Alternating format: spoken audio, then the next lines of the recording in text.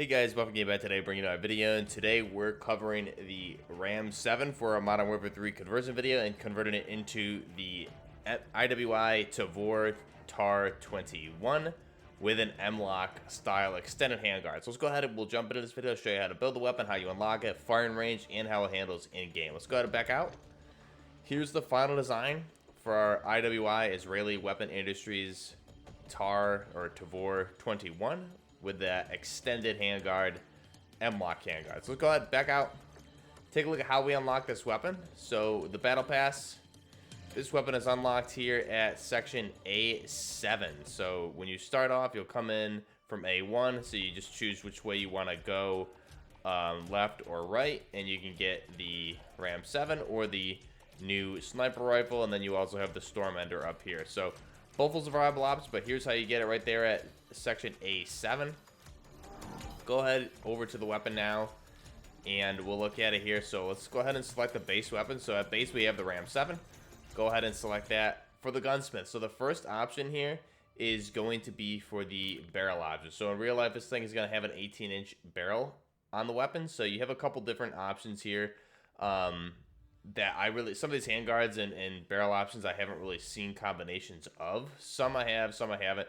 This one, for example, could be one. However, the barrel itself is very thick, so that's more of an old school Tavor type handguard. But again, it's not. The barrel itself is a very thick barrel on that one. So that's not the one we're gonna want. What we're gonna want here is the full stop barrel. So it's gonna give us the bullet velocity and range increase, hip fire, attack stance increase. The cons being aim idle sway, recoil control, and sprint to fire speed. You can see the range increases there. A little bit of negation there to the recoil control, but again, not much. And it's going to give you, again, pretty much looks to be around an 18-inch barrel. Again, we don't have the measurement there, so we'll select that. Laser option, this is personal preference. I'm going to run with the MWIII V laser for this one. So we'll go ahead and select that. Optic. So the optic, you do get a cool new optic with this weapon. It's more of a vortex type optic here. The Dragon Eye Eagle optic is a really nice looking optic. Clean red dot or precision sight picture with a nice reticle on there. For whatever reason, it doesn't show the reticle here, but it's the same as the one we're going to choose pretty much, which is going to be basically the Mars sight. Here you also have a new one here. This is going to be unlocked, I'm assuming, with the evils when that comes later in the season. So that's a cool optic that will show off another time. But here we're going to run the Chorus Hollow. This is essentially a Mars optic, which you'll see run on Israeli weapons, specifically the Tavor. So again, 1.25 magnification. Cons are aim down sight speed. However, you cannot tack stance either. So go ahead and select that. Stock option, we're going to run with the HVS 3.4 pad. This is going to give us gun kick control and recoil control. You can see gun kick at 29% and 21%, and you can see the cons there. This is going to give us, in real life, the Tavors mostly have thicker butt pads on them, depending. This one, the base isn't bad, but we're going to use this one. Again, you can probably feel free to swap that with a different option if you would like. Rear grip, we're going to leave the base option here. You have your standard rear grips. Magazines, you have in this game compared to Modern Warfare 2019, you have a 20-round PMag, you have a 40-round mag, and you have a 60-round drum, all of the 5.56 by 45 millimeter. Then for the underbarrel option, we're going to run with the Bruin tilt grip, I believe is the one we're going to run. Again, this is personal preference. You can see a lot of real-life Tavors with a variety of different underbarrels. So the Bruin Warrior grip is what we're going to run. However, this one, again, this is pretty much a bipod foregrip, a version of a bipod foregrip, just with the bipod not deployed out. So it's up in the handguard there. So that's the only difference. Obviously a different style, but that is still a bipod foregrip, just minus the bipod in use. So Bruin Warrior grip, gonna give us aim walking steadiness, tack stance speed with hip fire spread, and recoil control.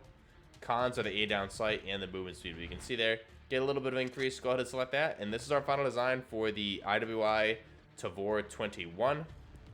Now, something to note here, we have the extended handguard with an M-lock type handguard. So with Picatinny rails already included there. So you have the Picatinny rails on the top, left, right, and bottom. Also, they make real-life handguards for this, whether it's Midwest Industries and a variety of other third-party manufacturers make extended handguards that are M-LOK and key mod for the Tavors for the 18-inch barrel. So this is one of those. Nothing in specific, but it is definitely an extended M-LOK handguard on this weapon. Otherwise, you would just have removed that, and you just have the barrel coming out of there. But this is the extended handguard, so you get that extra pick rail on top, M-LOKs on the left and right, and it looks like Picatinny rail on the bottom. So really cool looking handguard. Again, you have the Mars sight there. You have the charging handle, which can be configured to be ambidextrous, left or right. You have the ejection port on the right-hand side. Magazine release right there on the rear, above the magazine well. You also have your trigger and fire safety controls, and bolt release would be, you see there above the trigger, or the handguard itself. Not the handguard, excuse me, the pistol grip is where what should be the fire controls. However, it looks like they have the bolt release there. I'm not sure. Definitely not fire controls, but regardless, it should be ambidextrous fire controls on there. So the model, this is where the models differentiate a little bit from the real life version. But that is our IWI Tavor 21. Let's go ahead now, and you can see the camos for this weapon really quick. Pretty basic, although these ones look pretty neat with that style handguard. Zombies, very similar. Let's go ahead and jump into the firing range of this weapon. So here is our final design, IWI Tavor 21.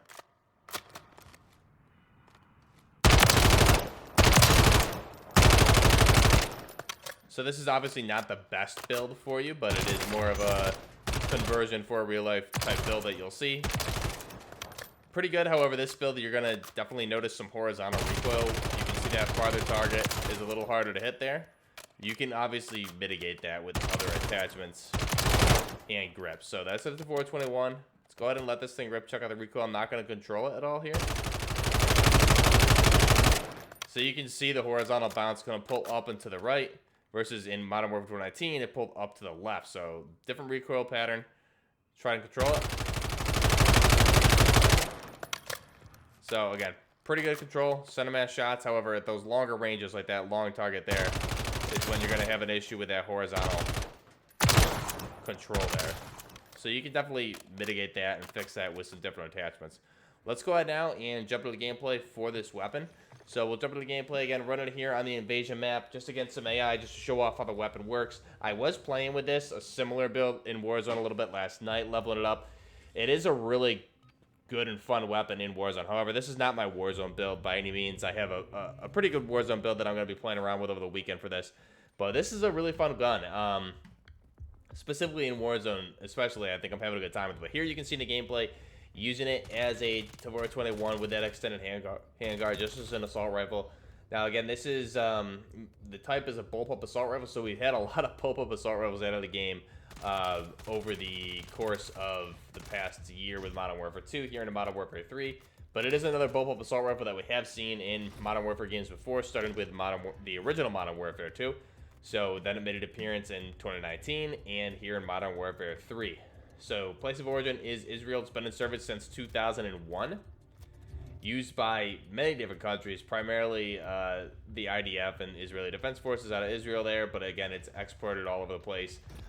Designer is IMI, Israeli Military Industry, rebranded to IWI, which is Israeli Weapon Industry. So design period was 1995 to 2003. And you have here for the mass, it's going to be 7.21 pounds. The length is going to be 28.3 inches with a barrel length of 18 inches. The cartridge is going to be 5.56 by 45 NATO, with the action being a long stroke gas operated closed rotating bolt. Rate of fire is going to be 750 to 950 rounds per minute in real life.